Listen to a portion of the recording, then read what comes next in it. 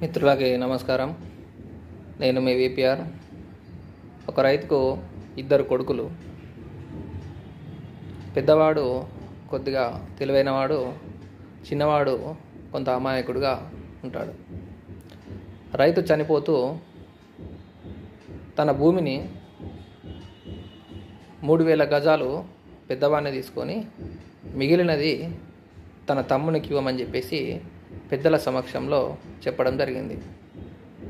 కొన్ని రోజుల తర్వాత ఆ రైతు చనిపోయిన తర్వాత పెద్దవాడు వెళ్ళి ఆ భూమి కొలిస్తే మొత్తము 3000 గజాలే ఉంది. దీంతో తన తమ్మునితో ఈ భూమి అంతా నాదే, నీకు ఏం లేదు, నాన్న 3000 గజాలు నన్ను తీసుకోమన్నాడు అని చెప్పేసి చెప్పాడు. దీంతో చిన్నవాడు వెంటనే భయపడి ఒక న్యాయాధికారి వద్దకు వెళ్ళి తన తండ్రి అన్నది, అలాగే తన అన్న చెప్పినది రెండు తనకు చెప్పడం జరిగింది.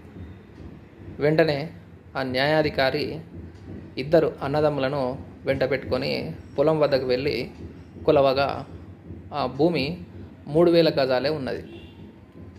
దీంతో న్యాయాధికారి ఒక ఆలోచన చేసి ఆ భూమిని అడ్డంగాను నిలువుగాను విభజన చేసి ఐమూలగా 2 భాగాలు చేసి పెద్దవాన్ని ఐమూలగా ఉండే 2 భాగాల్ని తీసుకోమని చెప్పడం జరిగింది. మిగిలిన 2 భాగాలు తన తమ్మునికి ఇవ్వమని చెప్పడం జరిగింది. దీంతో ఐమూలగా విభజించడంతో 2 భాగాలు 3000 గజాలు చుట్టుకొలతతో రావడం జరిగింది. అంటే న్యాయాధికారి తన యొక్క చతురత ఆలోచనతోటి ఇద్దరు అన్నదమ్ముల మధ్య సమస్యను పరిష్కరించడం జరిగింది. జై హింద్.